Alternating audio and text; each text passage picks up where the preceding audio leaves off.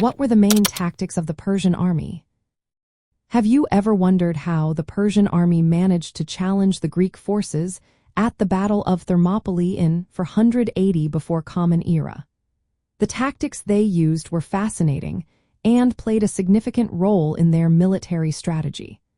Let's break down the main tactics of the Persian army during this historic battle. First, the Persian army was known for its large and diverse forces. They gathered troops from various regions of the Achaemenid Empire. This included infantry, cavalry, archers, and specialized units trained for mountain warfare. Their strategy often relied on overwhelming numbers to outflank and encircle their enemies. Next, mobility and flexibility were key components of their tactics. The Persian forces included lightly armed infantry and cavalry units that could move quickly. This allowed them to take advantage of the terrain, such as mountain paths, to bypass enemy defenses.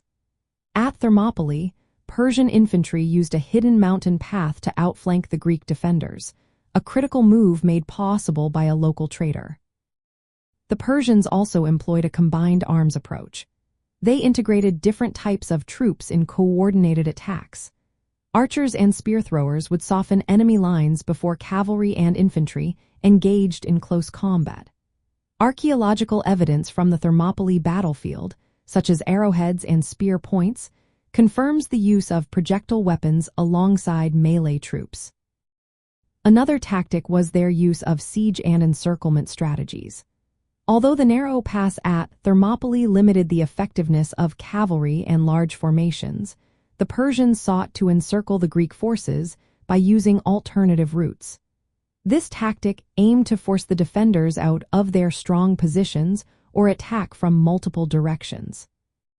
Psychological warfare and intimidation were also part of their strategy.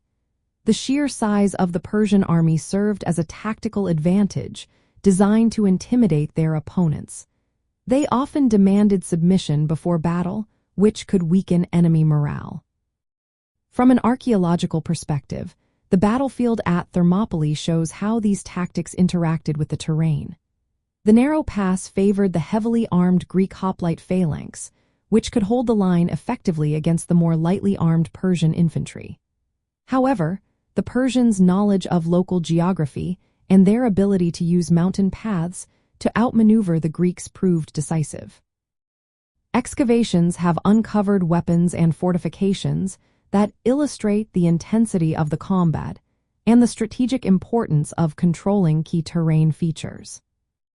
In summary, the main tactics of the Persian army combined large, diverse forces with mobility, a combined arms approach, and strategic use of terrain to overcome defensive positions.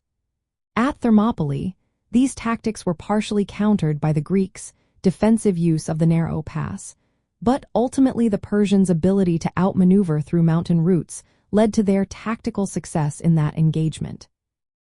The archaeological findings at the site support this understanding by providing physical evidence of the weapons used and the nature of the battlefield.